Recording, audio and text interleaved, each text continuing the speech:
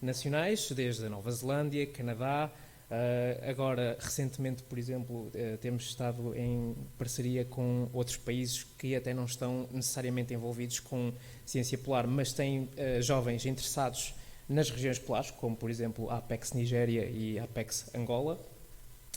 E o nosso principal objetivo é, então, facilitar a comunicação e as colaborações, quer a nível nacional e internacional, entre jovens cientistas e investigadores séniores, mas também com outros institutos e outras organizações de relevância para policy making e mesmo a nível científico.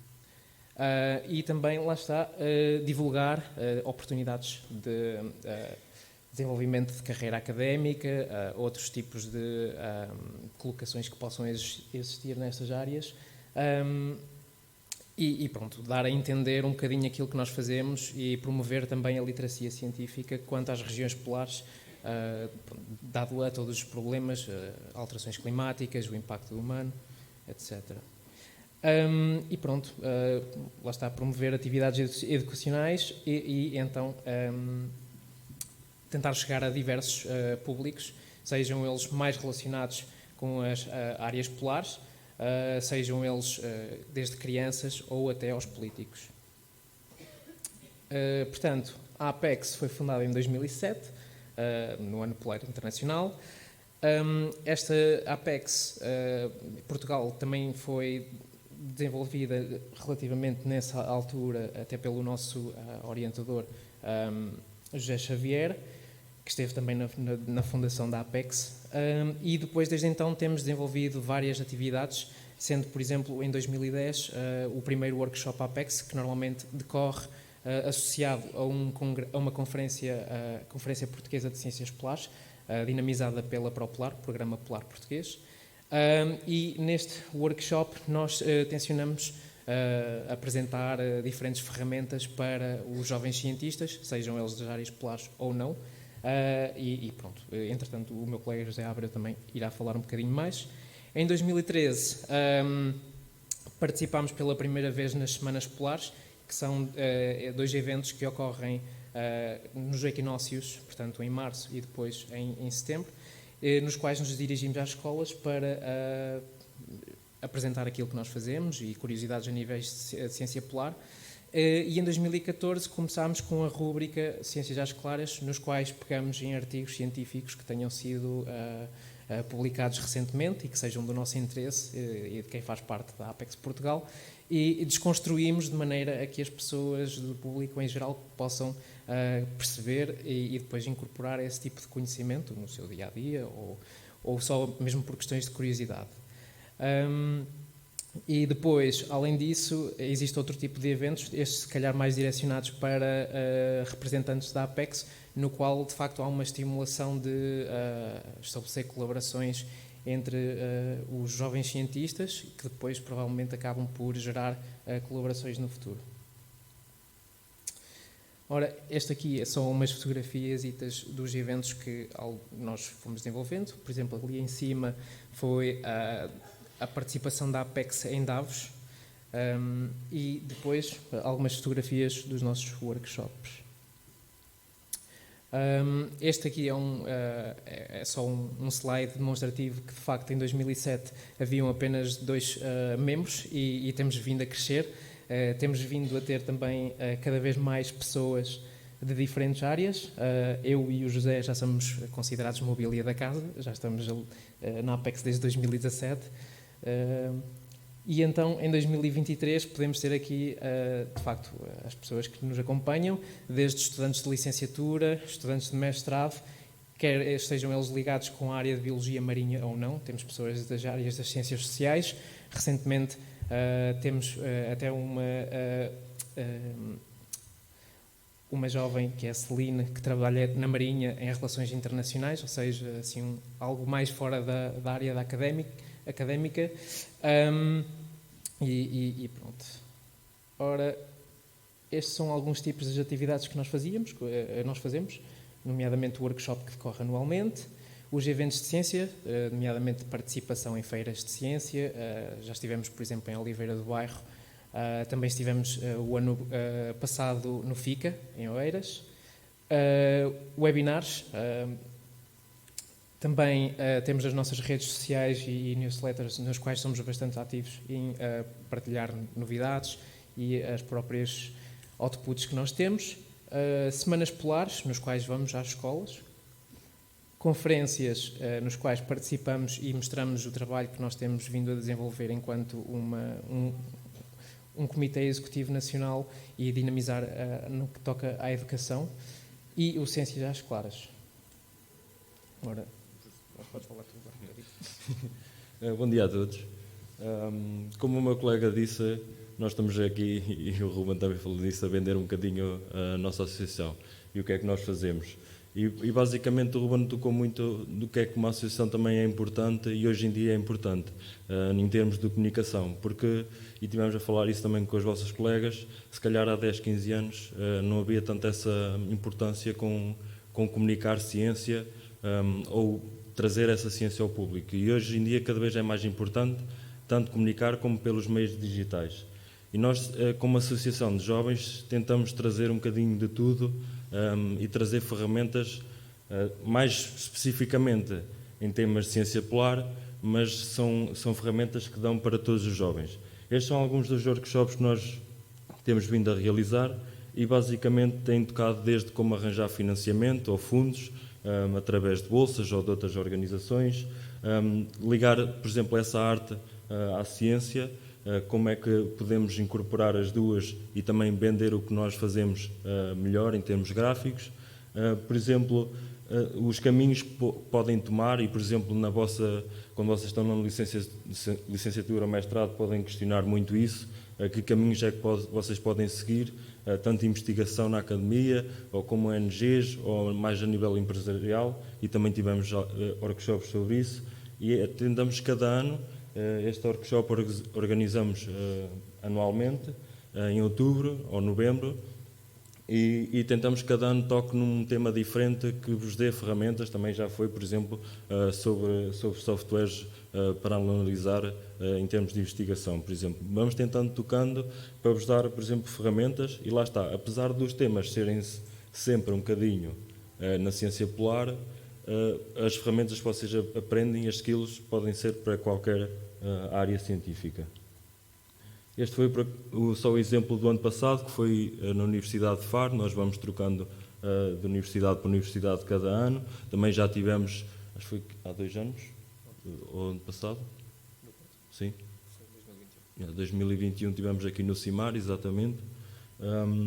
E lá está, isto vai saltando de universidade em universidade, temos temas diferentes, trazemos sempre oradores internacionais e nacionais para mostrar e também, lá está, construir esses contactos que nesta área é bastante importante. Como o meu colega disse, o Ciências às Claras, nós fazemos um bocadinho essa tentativa de trazer artigos científicos de forma clara à população e ao público em geral. Isso é bastante importante. O Ruben faz isto de maneira profissional, nós tentamos fazer isto de maneira amadora, mas, por exemplo, quando nós mesmo, eu na altura, quando também estava na Apex mais cedo, estava no mestrado, e isto parecendo que não, o que é que nos ajuda a nós que fazemos esta parte? Mesmo a nós que somos cientistas, estamos a tentar, né, o ser. Só o facto de termos artigos e tentarmos traduzir aquilo para uma maneira mais concisa e para trazer essa mensagem, dá-nos uma skill de priorizar o que é importante e o que é que nós queremos dizer. Treinamos, por exemplo, um de nós costuma escrever, outros costumam rever, e isso é muito importante no processo de saber elaborar um texto e pôr um texto também online. E lá está, é mais essa parte de trazer a ciência às outras pessoas que não estão em conhecimento com ela. E depois participamos em muitas conferências em bens de ciência, desde o centenário da circunnavegação de Fernando Magalhães, também aconteceu em Lisboa. Celebramos o Dia da Antártida e fazemos sempre um quiz, por exemplo, nas ruas. Neste caso, na altura, nós também, a maioria está também em Coimbra, e fazemos lá no largo à volta da universidade. São perguntas engraçadas que, às vezes, para nós, na área, é muito simples, mas para muitas pessoas, lá está, que não são, não têm noção. Nós, às vezes, até nas escolas, fazemos uma pergunta muito engraçada, que é porque é que os ursos polares não comem pinguins. Vocês sabem? É simples pensar, não é? Porque eles estão em polos diferentes. Mas se vocês nós perguntávamos isto na universidade, alunos da universidade, né? Claro que havia muitas áreas, né? Desde letras, a direito, etc. E era quase mais de 80% não sabiam a resposta. Ok? E sim, tínhamos respostas muito hilariantes. Ok? E às vezes é isso. O Ruben também tocou nisso. Às vezes nós pensamos que trabalhamos naquela área e as coisas são tão simples e as pessoas que estão fora não fazem a mínima ideia. E nós nunca podemos assumir que as outras pessoas sabem e têm o mesmo conhecimento de pessoas que trabalham nessa área. Estamos nas feiras, semanas e feiras de ciência, e também estamos na Noite Europeia dos Investigadores, certeza que vocês também já ouviram falar aqui na vossa universidade. E lá está, esta parte, e mais uma vez, não tanto aqui tocar na importância que é fazer estas atividades, mas para vocês, o que é que isso traz? Vocês ganham uma capacidade de adaptação muito grande, ganham, lá está, pessoas que são tímidas, se calhar vão começar a treinar essa parte de se meter mais desconfortável, de conseguir falar, e isso é muito importante. E estes inventos permitem isso, porque às vezes na universidade o que vocês têm, por vezes são as defesas, né, de trabalho, mas isso é mais ainda um nível mais tranquilo, mas depois começam a ter as defesas de tese ou querem defender ou apresentar algo mais importante para vocês. E estes inventos aqui permitem-vos isso, é treinar essas coisinhas, porque estão num ambiente mais relaxado e conseguem perceber o que é bom ou não e lá está, ganhar diferentes ferramentas, porque, por exemplo, nós vamos a muitas escolas e nós temos um programa já há bastantes anos que se chama as Semanas Polares, como uma colega disse, e nos últimos anos, só para falar, por exemplo, nos últimos 4 anos, nós tivemos inúmeras escolas espalhadas pelo país, que chegamos a muitos estudantes, desde a primária até ao secundário, e nós temos perguntas nas escolas que nunca nós íamos imaginar e nunca na universidade nos fazem, ok? As crianças, nós temos um lema que se vocês conseguirem explicar o que vocês fazem a uma criança, vão conseguir explicar o que vocês fazem a qualquer pessoa, ok? Porque vocês eu não posso ir para a escola explicar o que eu faço no doutoramento de maneira científica, porque a criança ia desligar em 2 segundos, não percebe nada disto. Ou seja, nós temos que adaptar a nossa linguagem e temos que estar confortáveis. E só este facto, já para não falar de todo o benefício de nós irmos falar para gerações mais novas e trazer essa educação ambiental, para nós também ganhamos muita skill e muita adaptação a trabalhar nas escolas. E lá está, nós dois trabalhamos na Antártida, no continente, no Polo Sul. Pode ser um bocado esquisito porque trabalhar na Antártida ou como é que fomos lá parar, e é isso que também nós vimos aqui um bocadinho falar com vocês, de falar também do nosso percurso. E tirar-vos essas dúvidas, não tenho problemas em perguntar nada. E porquê este continente? Este continente tem, que muitas vezes é esquecido, e mesmo o Ricardo disse bem, muitas vezes até em mapas mais antigos nem sequer aparecia.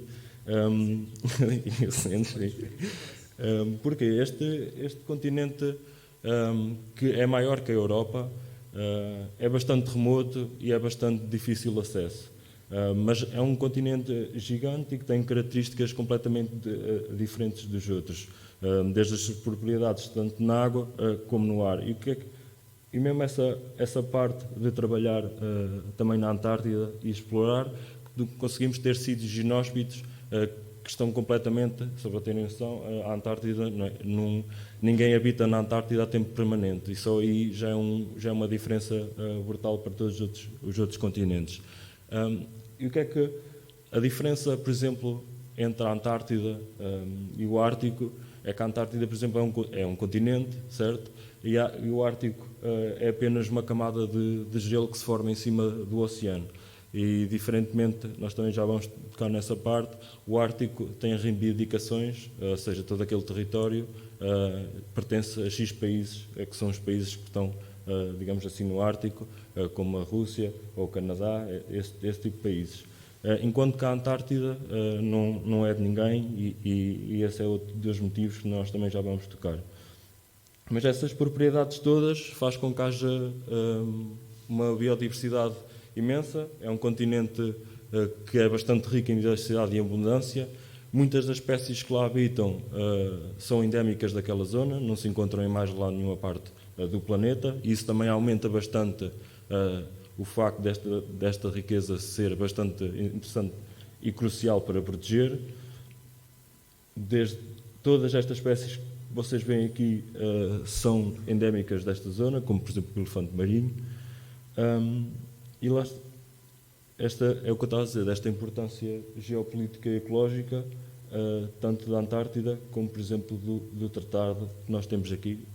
Se queres falar um bocadinho desta parte. Né?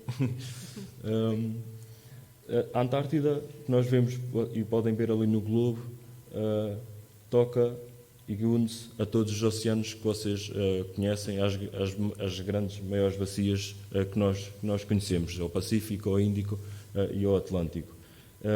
Isso traz, lá está, uma importância ecológica bastante grande. Deste lado temos todos os países que assinaram e que assinam o tratado, e que é que este tratado diz? Que a Antártida não é de ninguém, é exclusivamente para fins científicos. E todos estes países, há inúmeras bases científicas na Antártida, e todos estes países colaboram para fazer lá ciência. É claro que há sempre, inevitavelmente, alguns jogos, mas isso aqui nesta zona é provavelmente onde menos acontece no planeta. Estes países tentam sempre cooperar e tentam sempre fazer o melhor em termos científicos. Por exemplo, numa base, seja que o país, seja, neste caso, por exemplo, eu estive numa base britânica, mas naquela base consegues ter sempre várias nacionalidades e todos os países também trabalham para... Numa base nunca se tem só uma nacionalidade, consegues trabalhar, e isso também é uma das vantagens, que estendes muito mais a tua rede de contactos.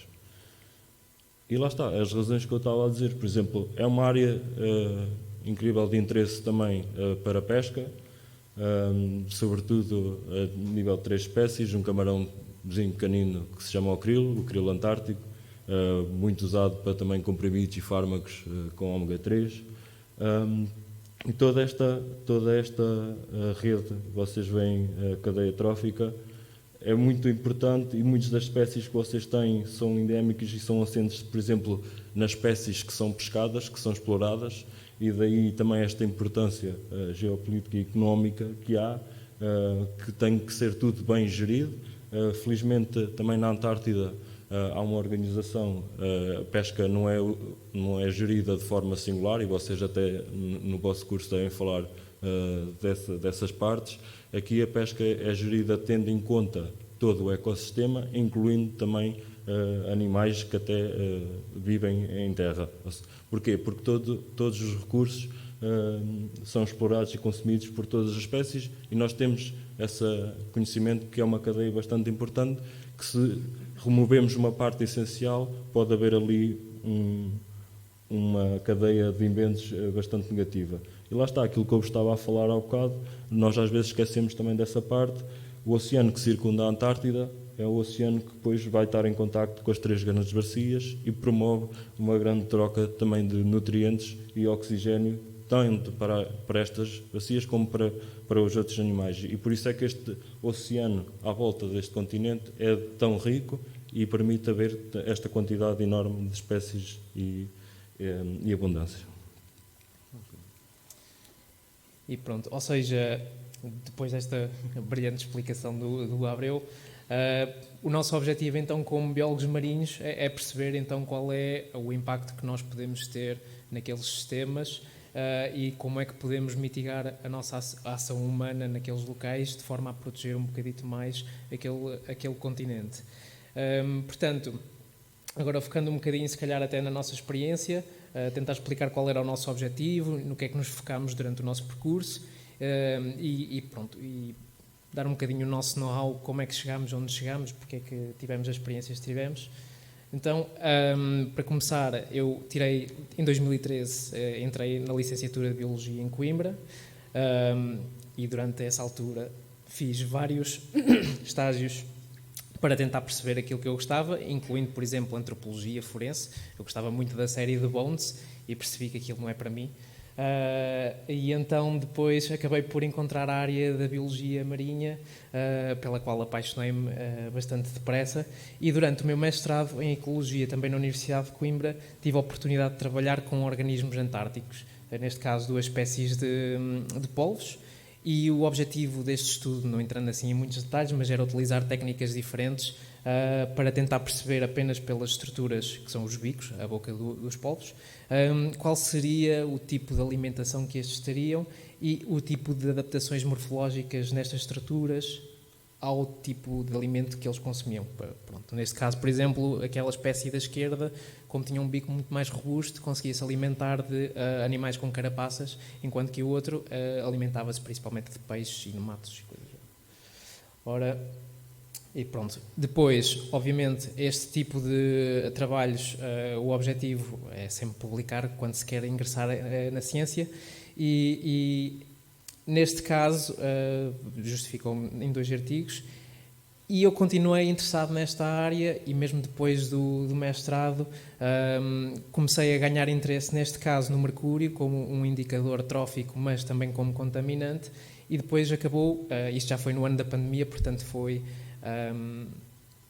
já foi um trabalho que já veio mais a posteriori, e então tinha amostras também, e então foi analisar estas amostras e tentar explorar um bocadinho mais esta área. No entanto, o que me trouxe cá hoje foi, de facto, a experiência que eu tive após o meu mestrado, depois de ter percebido que a área dos contaminantes era uma área que me interessava bastante, e eu tive a oportunidade, e isto foi assim um bocado ao acaso, o meu orientador na altura precisava de ir à Antártida buscar amostras por causa de um projeto de genómica evolutiva. E eu estava disponível, eu estava prestes a ingressar em doutoramento, era ali um complô perfeito para eu ir, e acabei por ir colher amostras no âmbito de um projeto internacional cujo objetivo era monitorizar microplásticos no Oceano Antártico. Então, nós fomos em colaboração com o British Antarctic Survey, do Reino Unido, a minha experiência foi no âmbito de um cruzeiro científico. Este cruzeiro decorre todos os anos com o objetivo de medir a abundância, a população de krill, mesmo para depois dar conhecimento científico para a questão da regulamentação das pescas no Oceano Antártico, e fazer esses ajustes em cotas que podem ser pescados. E recolhemos essas amostras. Estes são alguns exemplos dos organismos que encontramos, sendo que o meu trabalho focava-se principalmente em mictofídeos, que é os peixes lanternas, que estão ali naquele cantinho esquerdo, e cefalópodes, neste caso estas lulas pequeninas. Pronto, e depois houve alguns organismos que de facto encontramos. Aquele lá de cima da esquerda é os salpos, que não sei se sabem, atualmente com as alterações climáticas há flutuações na abundância de krill e nos salpos, e muitas espécies, por exemplo, estão a transferir a sua alimentação de krill, que é muito mais nutritivo, para salpos, e isso depois acaba por ter repercussões na população de outras aves marinhas e outro tipo de organismos, incluindo peixes com interesse económico. E pronto, depois aquele foi um espécime que encontramos que de facto foi para a identificação, porque não sabíamos o que era. E isto mostra também que em certas áreas sabe-se se calhar muito mais da Lua do que no oceano. Há sempre coisas a descobrir. Isto são algumas fotografias também para ilustrar que neste tipo de experiências o nosso trabalho está dependente de um grande trabalho em equipa com pessoas de várias nacionalidades. O inglês é aconselhado como uma ferramenta essencial para um jovem cientista, e de facto nesta experiência tínhamos 16 nacionalidades diferentes. Curiosamente, a gastronomia foi o que nos uniu a todos na primeira semana logo, e pronto, tivemos a oportunidade de o barco fazer o suporte logístico a algumas bases científicas e fazer alguns passeios, tirar algumas fotografias, e neste caso isto são só alguns momentos. E pronto, entretanto, isto foi durante o meu mestrado. veio o Covid, que ajudou aqui a baralhar um bocadinho o percurso, e neste momento eu estou associado ao ICBAS e ao CIMAR, e o meu doutoramento é relacionado com microplásticos, mas no âmbito da aquacultura. Então, ou seja, eu interesso-me neste momento em perceber como é que estes microplásticos podem depois ser transferidos para o consumidor e que impacto é que isto pode ter, não só a nível de saúde do peixe, mas também do consumidor. Serve isto para mostrar que às vezes eu percebo que vocês estão neste momento na licenciatura e estão a terminar e querem seguir uma certa área. Na minha perspectiva, eu não acho que haja um caminho certo, ou seja, muitas vezes vocês vão se calhar para uma área que não vos diz tanto ou para outra que se calhar até é o mais acertado. No entanto, se há coisas que vocês têm que retirar é que vão aprender sempre ferramentas, nem que seja o facto de terem trabalhado com uma equipa diferente que vos vai dar outro tipo de estaleca para depois, mais à frente. E neste momento eu estou a gostar bastante desta área e aprender coisas completamente diferentes e pronto, e vão ser ferramentas que eu vou levar comigo e depois vou aplicar na área das ciências polares. Ora, e agora? Vai tu, José. Pronto, eu no meu caso, eu também estou em doutoramento. Eu tirei a licenciatura na Universidade de Aveiro e lá está, só para, eu acho que também é do vosso interesse, né, perceber que tipo de percurso é que normalmente as pessoas mais velhas fazem, porque nós não há muito tempo também estávamos desse lado e queríamos sempre perceber como é que a malta mais velha depois se orientava. E na altura eu tirei a licenciatura em Aveiro e claro, é o que estávamos a dizer há bocado com as vossas colegas. Eu na altura, quando estava na licenciatura, não tinha o foco a dizer que vou trabalhar na Antártida e há pessoas que realmente já têm algo muito definido, o que não é mau. Às vezes também não é bom agarrar-se a algo com uma expectativa e se aquilo falhar é o fim do mundo, ok? É bom ter ambicionar e ter objetivos bons, mas também é bom manter o leque aberto, digamos assim. E na altura eu tirei a licenciatura em Biologia em Aveiro e agora já não é assim, mas tinha um estágio no 4º ano que nos permitia ir para qualquer sítio, tanto para fora como em Portugal, laboratórios, câmaras, se quisessem, lá está, do vosso interesse é mais empresarial, permitia-vos experimentar essa parte. E se vocês tiverem a oportunidade, se calhar na universidade, não sei, pode ser complicado, mas tentem sempre experimentar aquilo que vocês acham que é o que querem para entenderem se realmente gostam ou não. E na altura eu sabia que queria Marinha, surgiu essa oportunidade no estágio de trabalhar, neste caso ainda me supervisor José Xavier, que trabalha nesta área, e foi aí que tudo começou. E eu depois fiquei a fazer mestrado em Coimbra e é onde estou também atualmente a fazer o doutoramento, em conjunto também com o Instituto em Inglaterra. Esta ilha aqui é a ilha do nosso trabalho, há bocado o Ruben também falou isso no início, que trabalhávamos com amostras que vêm do outro lado do mundo e nós estamos aqui e não vemos nada, não vamos buscar nada e só trabalhamos com amostras que lá está, são muito fixes, que vieram do outro lado do mundo, mas nós não temos essa experiência. E lá está, nós temos, quando somos novos, temos de ter calma que as coisas depois virão. Eu já, por exemplo, isto já foi há 7 anos atrás e eu só tive esta oportunidade, por exemplo, ano passado, ok? Ou seja, as coisas, se vocês realmente gostam do que estão a fazer, não há de ser esse o impeditivo, às vezes. E esta ilha é a ilha que nós trabalhamos, no nosso caso, e que nós temos as amostras e recolhemos as amostras. Como vocês podem ver, é uma ilha que fica bastante perto da Antártida, são designadas ilhas subantárticas, há muitas ilhotas à volta do continente, e que tem uma grande riqueza de biodiversidade e é bastante importante para inúmeras espécies, que é onde elas reproduzem, e também daí a nossa importância a nível de biólogos e de ecologia.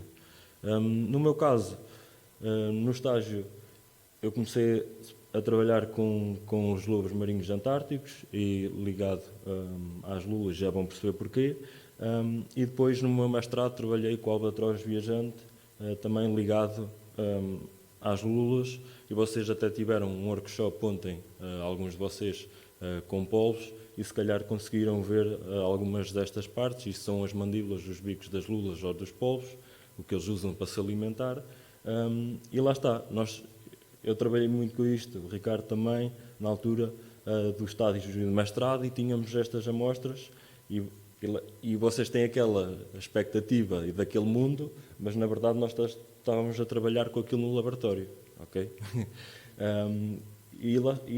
Começa-se, mas o importante nessa altura é começar a ganhar o conhecimento daquela área e o conhecimento de como é que a ciência funciona e como é que nós podemos crescer também na ciência. E na altura eu fiz tanto esse estágio, lá está, e o mestrado, era sobre tanto a alimentação e a ecologia do lobo marinho antártico e, mais uma vez, focamos nessa parte, para nós, importante.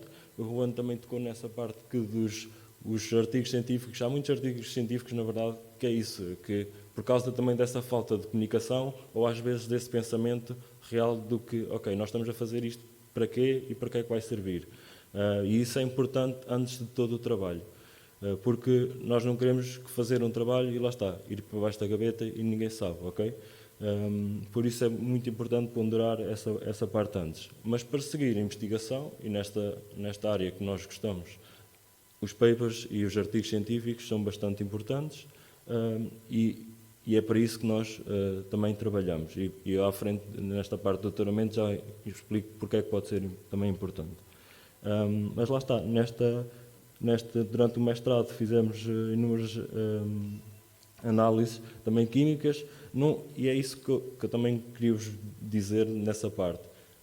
Às vezes, por muito que vocês também não gostem de algum tema assim, têm que avaliar todo, digamos, o pacote, ok? Do que é que vão aprender e do que é que não vão aprender. Se aquilo é muito mais vantajoso em termos de skills e técnicas que vocês vão aprender, se calhar, olha, até vale a pena entrar neste tema, porque isto vai-me dar aqui uma bagagem brutal. Vocês depois têm que pesar o que é mais importante para vocês, ok? E neste caso, lá está, eu gostava do tema e também gostei das técnicas que aprendi no mestrado e é para isso que serve, para prepararem para o que vem no futuro. Neste momento eu estou a fazer, lá está, o doutoramento em pescas, na mesma ilha, e como vocês podem ver nesta fotografia, aquilo é longline, é pesca de fundo, com anzol. Também vocês já às vezes devem provavelmente falar dessas artes de pesca. E aqui tem a ilha da Geórgia do Sul e vocês veem aquelas linhas que definem a área marinha protegida. E, por exemplo, porque é que lá está? Os artigos também são importantes. Porque é sempre bom avaliar aquilo que está a acontecer e saber que áreas é que são importantes, se as espécies estão a cooperar ou não com as alterações climáticas, onde é que as espécies se vão alimentar. Porque, por exemplo, as zonas, vocês podem perguntar, as zonas verdes é por alguma razão? É sim, senhora, por exemplo, tem muitas espécies que são vulneráveis desculpem, no fundo, e como é que isso foi descoberto? Através de ciência, através de artigos, porque esta parte, nós para tomarmos decisões, temos de ter provas, ok? Não basta, eu não posso chegar ao Presidente da Câmara de Matosinhos e dizer assim, teve muita gente nas jornadas do mar. E provas? Não tenho, é a minha palavra. Teve muita gente. Isso não vale nada. Para a política, vale nada, ok? Porque nós temos de ter provas e o que é que, no nosso caso, na ciência, são as provas? São os artigos, ok? São os artigos que nos provam que nós fazemos as coisas e que lá realmente há estas coisas. E depois, normalmente, são equipas internacionais, de vários institutos, ou seja, não é algo de interesse só daquele investigador, ok? E isso é uma das coisas boas da ciência. E é por isso que os artigos, por exemplo, neste caso, são bastante importantes. São provas e depois para apresentar se quisermos mudar algo, ok? E tocando um pouco naquela parte, lá está, de ter tido essa experiência, é isso. Eu há 7 anos que estou a trabalhar nas zonas com regiões polares e só, por exemplo, ano passado é que tive essa oportunidade de estar numa base e de estar a trabalhar no laboratório, nessa base. Claro que é uma experiência única, que eu completamente amei, lá está, eu adoro esta área, Mas é isso, não podemos tomar algo como garantido, nem podemos forçar que as coisas aconteçam se não depende também de nós. O que nós podemos fazer é dar o melhor e continuar a trabalhar, se essas oportunidades aparecerem. E é isso que vocês também têm que ter em mente. E lá está, a parte social é sempre importante e melhora-vos imenso as vossas capacidades também sociais e do vosso conhecimento e como vocês veem o mundo. E isso é extremamente importante. Na altura eu estive lá 3 meses, o ano passado, durante o verão, também passei lá o meu aniversário, também foi muito engraçado. E vivíamos, por exemplo, só 14 pessoas durante aqueles 3 meses. E lá está, nós temos que saber depois também esta parte social de cooperar e trabalhar em equipa, porque vocês já imaginar, nós somos 14 pessoas durante 3 meses que só se veem aquelas 14 pessoas, ok? E às vezes é preciso saber tolerar e perceber quando é que as outras pessoas estão de mau humor ou não estão, quando é que querem estar sozinhas ou não, porque os espaços são muito reduzidos e é preciso, lá está, saber respeitar, mas ganhas essa skill também social. O Ricardo também mencionou muito bem falar inglês ou falar outras línguas, isso melhora-se com o tempo e não tenham medo de errar e de experimentar, porque todas estas experiências deram-nos essas capacidades. E voltando para trás, no que há bocado tivemos aqui, estes pontos aqui, nós colocámos aqui também porque vocês, lá está, são novos e querem perceber um bocadinho, penso eu, onde é que querem ir, e todas estas partes são importantes. A importância de evoluir, ou seja, de vocês estarem atualizados, não sei o que é que vocês gostam, não é? Mas cada um de vocês há de gostar de algo mais em específico, ou seja, tentem estar atualizados ao máximo do que é que se está a passar naquilo que vocês gostam, ok? Em termos de ideias, o que é que as pessoas estão a fazer, e não se reduzam muito na ciência. Na ciência não há fronteiras, ok? Em termos de... não reduzam Portugal ou a Europa. Tentem perceber o que é que está a acontecer no que vocês gostam a nível mundial. E o Ricardo falou bem, trabalhar em equipa. Na ciência é fundamental trabalhar em equipa. Se queremos fazer mais e melhor, temos que trabalhar em equipa e saber o fazer, ok? Podemos trabalhar individualmente, mas vão chegar a sítios muito mais pequenos que chegariam trabalhando em equipa, e vocês, até aqui nas Jornadas do Mar, podem ver isso, o invento que vocês conseguiram fazer trabalhando todos juntos. E lá está, esse contexto abrangente de pensar, ok, às vezes estamos a fazer um trabalho e nós pensamos, isto é tão simples, esta ideia, onde é que isto se encaixa? E não é isso que, às vezes precisamos de pôr aquilo, ok, isto está mesmo, eu sei que muito, aqui a aquacultura é muito forte também, qual é o papel disso? Às vezes estamos a testar coisas e isto serve para quê? Mas, por exemplo, nos próximos anos a aquacultura vai ser fundamental e vai explodir completamente, ok? Por exemplo, porque as pescas é impossível continuar ao ritmo que está e vai estabilizar. E nós, para alimentar toda esta população, porque é uma utopia, ou uma utopia total, não termos toda a gente não comer outros alimentos, digamos assim, de carne ou peixe, isso é uma utopia. Às vezes nós queremos mudar as coisas do dia para a noite e essas coisas não acontecem, ok? E a aquacultura, por exemplo, vai explodir completamente nos próximos anos, ou seja, meter as coisas num contexto abrangente é importante. E depois, nos vossos trabalhos, tenham boas questões e boas ideias, quando vocês estão a discutir mesmo com o vosso supervisor ou com quem trabalham, e trabalhem sempre com pessoas que vocês se identificam e consigam trabalhar, isso é importante. Se vocês têm orientadores ou mesmo em empresas, pessoas que vocês vão chocar muito ou não gostam, isso não vai ser bom para a vossa produtividade nem para a produtividade da vossa equipa. E depois o propósito pessoal, lá está, lembrarem-se realmente se aquilo que estão a fazer é aquilo que gostam e é aquilo que querem. Estávamos a falar com as vossas colegas, não tem mal experimentar e não tenham medo de estar em projetos, se calhar ao fim de 1, 2 anos não era bem aquilo, certeza que vão tirar aprendizagens daqueles projetos que vão levar para os outros. E nada é definitivo, ok? Eu também estou aqui em doutoramento, o Ricardo também está, mas daqui a 5 anos podemos pensar uma coisa completamente diferente.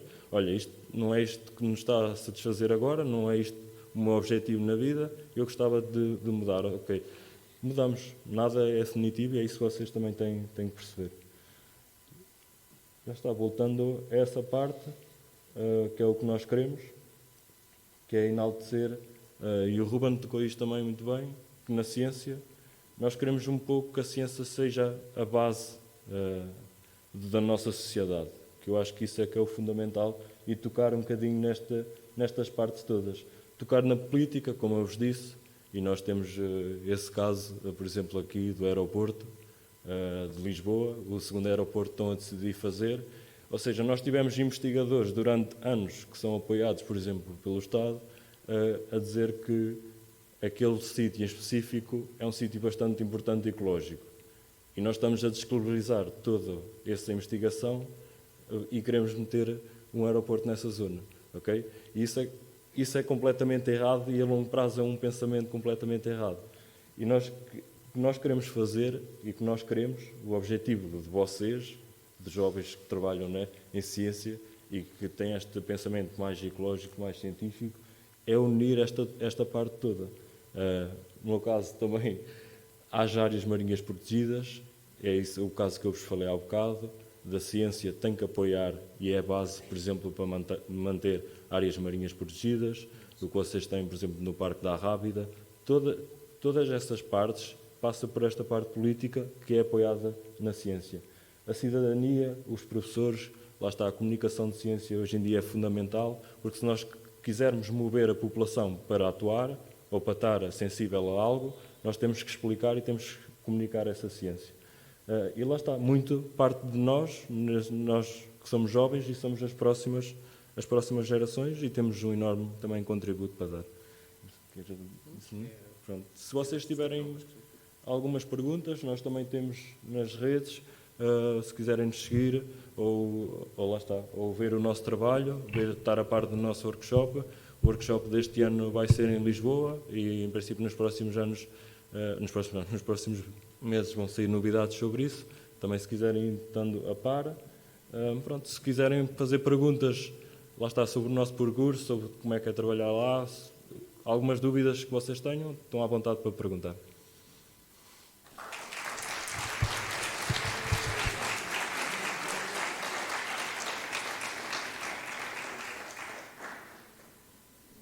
Dúvidas? Ninguém? Ninguém quer perguntar nada?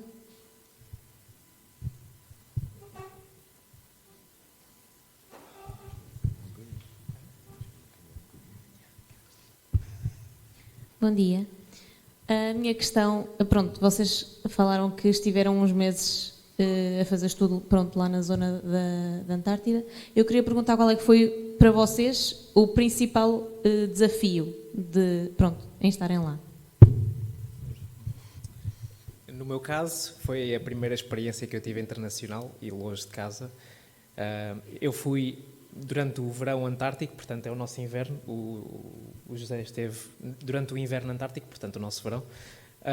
E pronto, na altura em que eu lá estive também passei o Natal, então de facto longe da família é sempre complicado de repente estar 2 meses fora, em que conexão pela internet é uma coisa que não existe, tem que ser telefone por satélite e às vezes demora, mas lá está, nestas coisas, como as pessoas estão fechadas e confinadas, e é também uma parte muito importante, até mesmo a nível científico, de tentar perceber como é que é as relações interpessoais em condições de isolamento.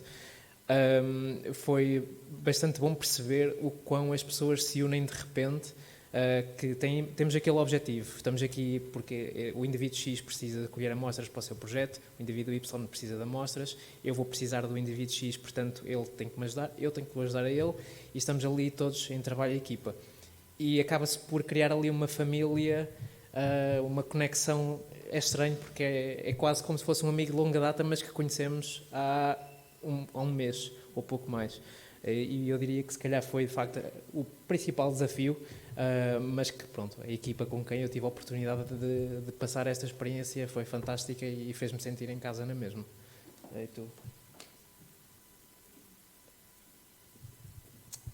Tirando isto tudo. Sim, assim, eu acho que No meu caso, lá está, eu tive 3 meses numa base durante o inverno, mas eu acho que o maior desafio é sempre o logístico e é antes da própria viagem. É assim, eu pelo menos gosto bastante, gosto bastante de estar no campo, é o que eu gosto mesmo. E também não tenho problemas em estar com poucas pessoas, ou não é essa a minha dificuldade.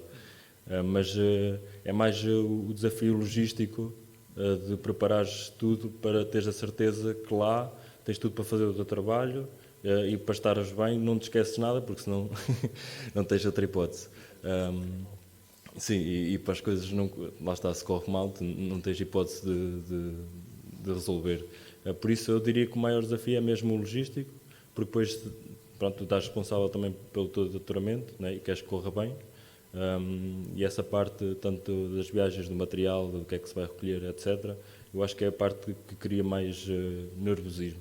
Pá, depois é um bocadinho o normal da ansiedade ou de que crias imagens na tua cabeça de como é que será, mas isso já é a parte espetacular de estar naquele sítio. Né? De chegar lá e de saber como é que tudo funciona, isso depois é normal, isso depois integras-te tranquilamente. E com as pessoas e tudo, pá, é sem problema. Obrigada.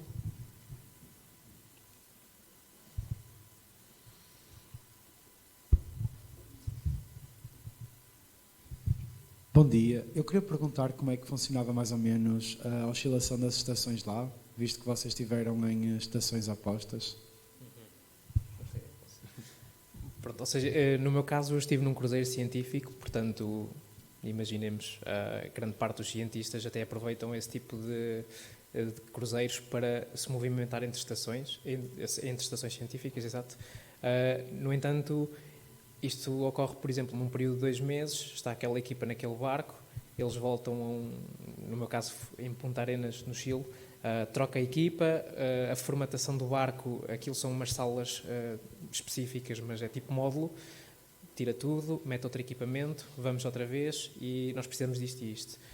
A nível de bases científicas, lá está, ninguém vive na Antártida permanentemente. Existem bases, e essas principalmente as maiores, e no caso do GEL esteve numa que permitia isso, ou seja, pessoas passarem tempo durante o inverno. Normalmente as equipas que passam o inverno são muito mais reduzidas, até porque a nível logístico manter uma equipa lá durante o inverno é muito mais custoso e muito mais difícil, porque nem sempre o clima ajuda. E durante o verão essas equipas normalmente são sempre maiores. E pronto, e depois existem estações de facto que conseguem ter equipas especialmente só no verão. E pronto, depois com os cruzeiros científicos chega às primeiras equipas. Eu estive a ajudar, por exemplo, a desenterrar uma que estava soterrada na neve, porque iria uma equipa iniciar trabalhos e era preciso que a estação estivesse em condições. Portanto, é assim um bocadinho...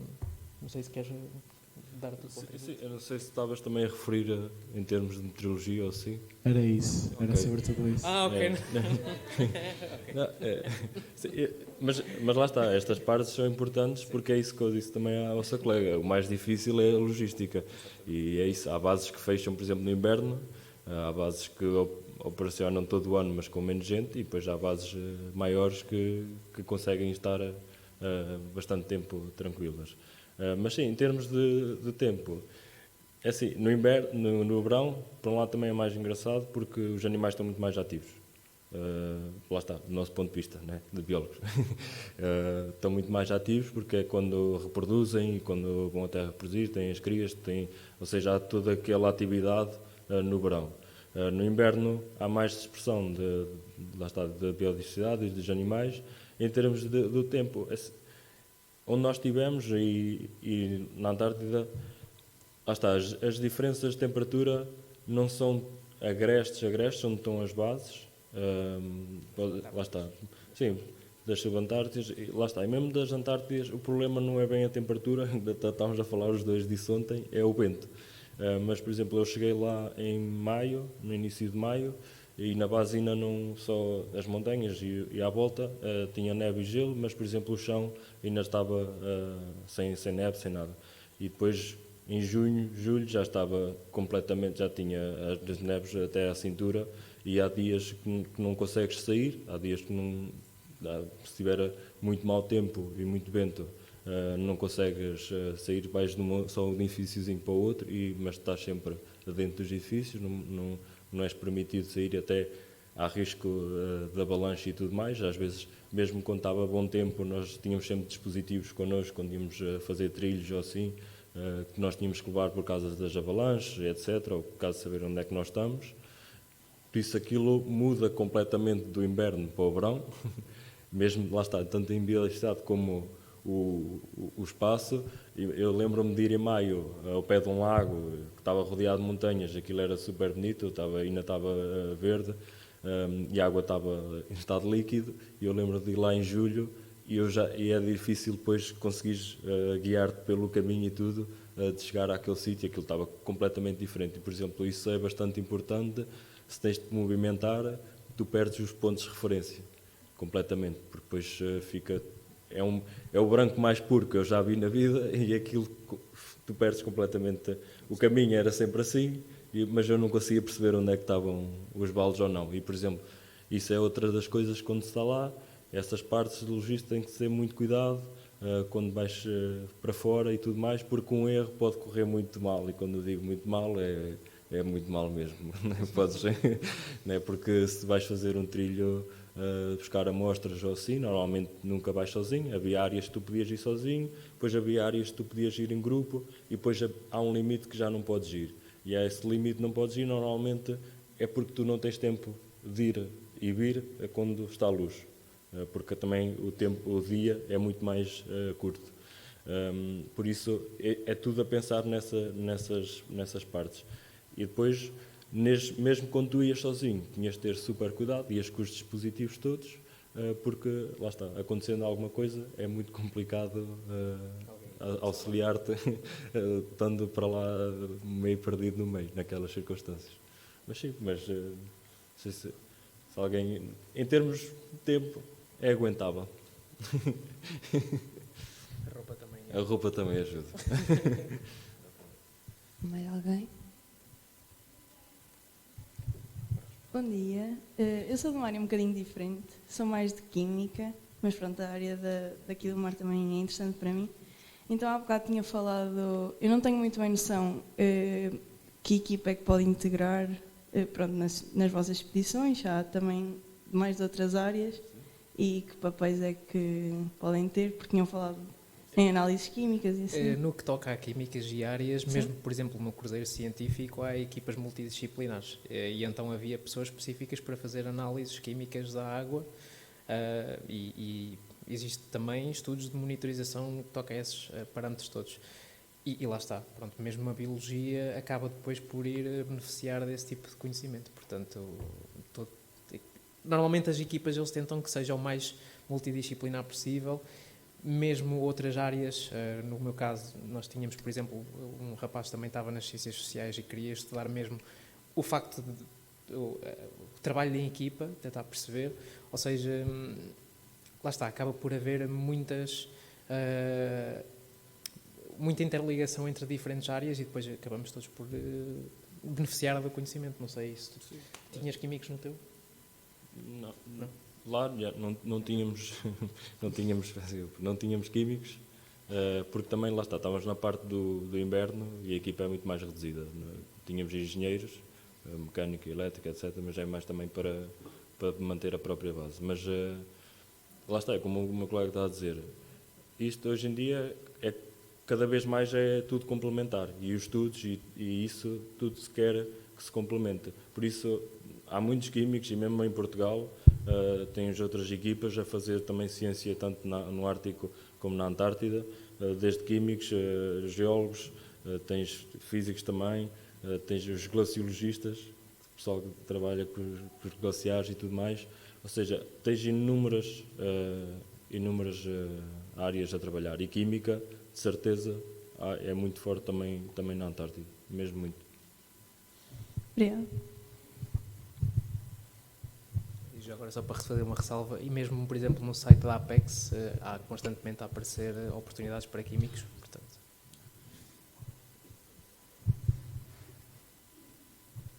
Mais alguém? Ai, meu Deus.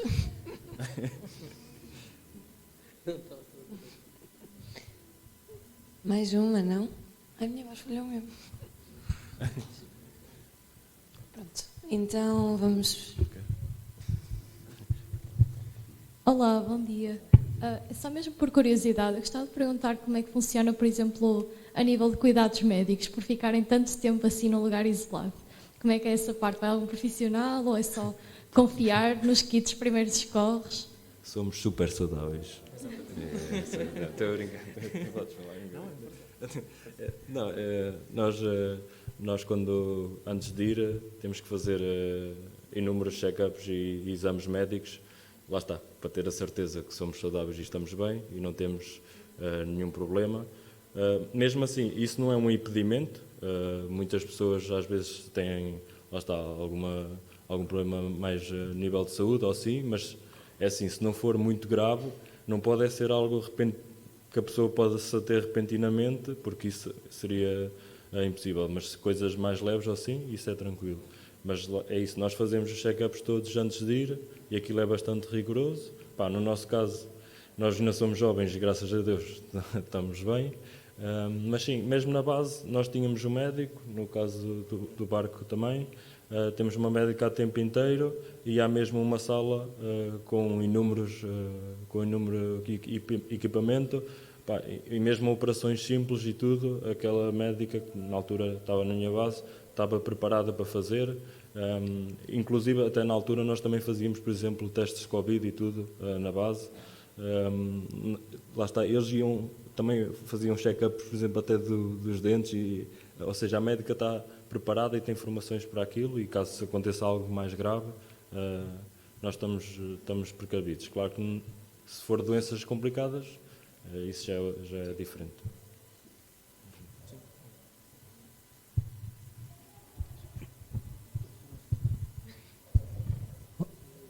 Eu queria saber que espécies assim mais espetaculares é que vocês viram nos polos.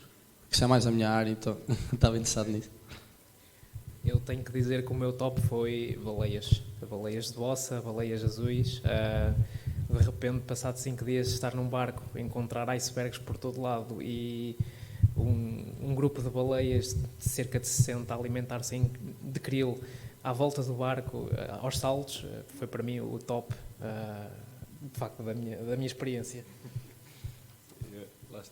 De lá, é isso, olha, por exemplo, isto é uma vantagem que ele teve e eu não tive.